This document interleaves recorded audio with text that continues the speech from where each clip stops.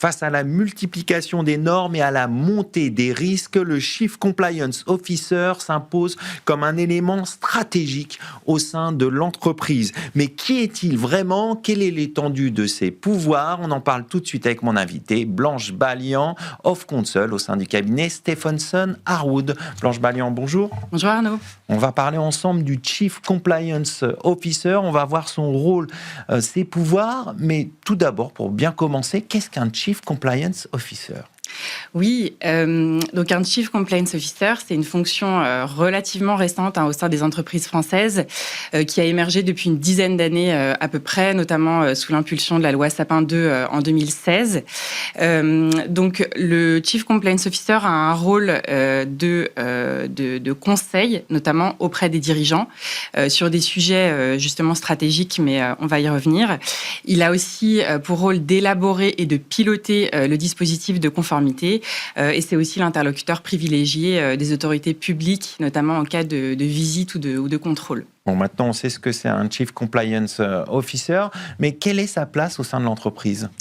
Donc, il a une place très particulière qui se caractérise donc par deux aspects assez fondamentaux. Le premier, c'est une indépendance fonctionnelle pour lui permettre de mener à bien ses missions et sur lesquelles on va revenir. Et la deuxième caractéristique, c'est une intégration opérationnelle. Il doit très bien connaître tous les process au sein de l'entreprise pour pouvoir identifier et prévenir les risques de la manière la plus adéquate possible. Alors, dans le cadre de ces missions que vous avez décrites, est-ce qu'il travaille avec d'autres directions? Oui, bien sûr. Et c'est vraiment un des enjeux aussi de sa fonction, c'est de travailler en étroite collaboration avec de nombreuses directions de l'entreprise sur toute la chaîne du dispositif de conformité. Donc, à la fois dans l'élaboration du dispositif, mais aussi dans le cadre de sa mise en œuvre et ensuite dans le cadre des contrôles. Il travaille souvent avec la direction juridique, avec la direction des ressources humaines aussi, la direction financière, la direction informatique, etc. Donc, il a un champ évidemment de très large et une position très transverse. Alors, parfois, on dit que c'est une position symbolique. Qu'est-ce que vous en pensez? Non, bien évidemment, c'est pas du tout une position symbolique. Et par ailleurs, il doit incarner les sujets liés à la compliance et qui se multiplient, vous l'avez rappelé au début. Et il est également un interlocuteur au sein de l'entreprise des collaborateurs qui doivent se sentir notamment suffisamment en confiance pour pouvoir notamment remonter des alertes ou des signalements pour des faits potentiellement graves. Il a aussi un rôle important dans les groupes de sociétés, notamment dans les groupes internationaux, où il va animer un réseau de compliance officers dans d'autres pays, ce qui peut aussi avoir des enjeux importants. Et enfin, il a évidemment un rôle très important vis-à-vis des dirigeants, que ce soit d'ailleurs en amont, dans les prises de décision à caractère stratégique, ou en aval, au cas où un incident se produit, qu'il puisse encore une fois remonter ces informations. Il est par ailleurs parfois membre du COMEX ou du CODIR. Alors, on voit que son champ d'action est extrêmement important. Est-ce que c'est une fonction à risque? C'est une fonction très à risque aussi. D'une part parce que, vous l'avez dit, les réglementations sont de plus en plus nombreuses et tout manquement à ces réglementations est susceptible d'engager la responsabilité de l'entreprise. Mais aussi, c'est une fonction à risque pour lui-même puisque le Chief Compliance Officer peut aussi voir sa propre responsabilité engagée, que ce soit sa responsabilité pénale, sa responsabilité civile ou évidemment sa responsabilité en matière de manquement disciplinaire. Pour aller plus loin, est-ce qu'il a toute latitude pour agir dans le cadre de ses prérogatives? Alors ça, c'est un idéal qu'il puisse avoir toute latitude. En pratique, c'est malheureusement pas toujours le cas.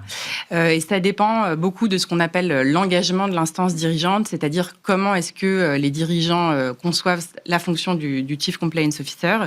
Un des risques, évidemment, pour lui, c'est de subir certaines pressions pour aller dans un sens ou dans un autre. Des pressions de la part de qui? Par exemple, ça peut être des pressions de la part de certains dirigeants, ça peut être des pressions de la part de personnes qui seraient visées, par exemple, par des alertes, notamment dans le cadre de la conduite des enquêtes internes. Donc on voit que c'est un personnage clé. Est-ce qu'on peut dire qu'il est un incontournable au sein des entreprises françaises désormais? Il est de plus en plus incontournable, oui, tout à fait, en tant qu'à la fois architecte du dispositif de conformité et garant du respect des normes, et en même temps, en tant qu'il anticipe et qu'il prévient les risques, à la fois en matière pénale, mais aussi dans tous les domaines qui sont sous son champ désormais de compétences. Donc c'est tout le sujet de la compliance. Oui, exactement. C'est-à-dire que la compliance vise, le premier objet de la compliance, c'est vraiment de préserver les intérêts de l'entreprise. C'est aussi de protéger et préserver les intérêts des collaborateurs ou des dirigeants dont la responsabilité personnelle est de plus en plus engagée, notamment en matière pénale. Mais le Chief Compliance Officer a aussi pour rôle d'assurer une certaine transparence et une certaine sécurisation aussi au sein de la chaîne de valeur, et notamment vis-à-vis des clients, des fournisseurs, des partenaires et aussi des autorités publiques. Alors, parmi les sujets qui sont particulièrement prégnants en ce moment, il y a le sujet de la cybersécurité. Quel est le rôle du Chief Compliance Officer en la matière? Oui, c'est-à-dire qu'à côté des sujets, on va dire entre guillemets un petit peu classiques, qu'on connaît bien, donc l'anticorruption, le devoir de vigilance, les données personnelles, il y a un sujet qui monte en ce moment, c'est celui de la cybersécurité, qui est considéré comme un des risques majeurs désormais pour les entreprises. Ça a été d'ailleurs rappelé par le gouvernement il y a quelques jours. Et le Chief Compliance Officer a deux rôles essentiels en la matière.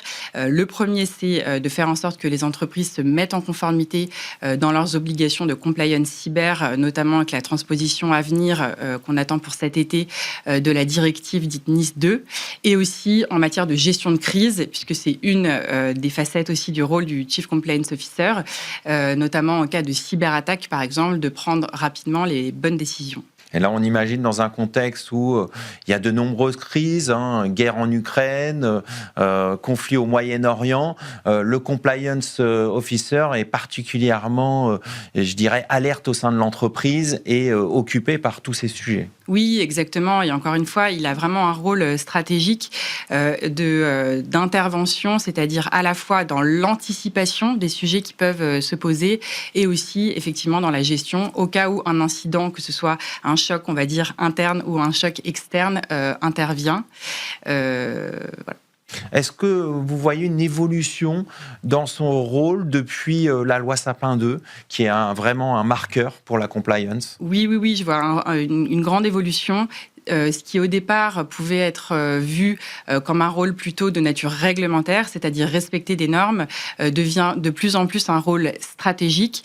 Et d'ailleurs, on le voit dans la prise en compte croissante de la compliance, notamment dans les opérations de M&A, où c'est des sujets qui vraiment sont désormais, encore une fois, très importants, qui peuvent même devenir des deal breakers parfois, ou en tout cas qui sont, encore une fois, de plus en plus imbriqués avec l'activité économique telle qu'elle existe et telle qu'elle peut être projetée dans le futur. Et on peut imaginer aussi que son champ d'intervention peut croître aussi. On a parlé cybersécurité, mais évidemment, je pense que l'intelligence artificielle, ça fait partie des sujets aussi, et il y en a peut-être d'autres? Oui, exactement. C'est-à-dire que dès que les process en interne évoluent ou changent, ça pose toujours des problématiques, notamment en matière de compliance, et donc ça renforce à la fois le rôle et la position du Chief Compliance Officer.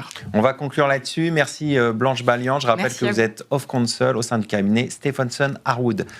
C'est la fin de ce Lex Inside. Merci de votre fidélité. Restez curieux et informés. À demain sur Be Smart for Change.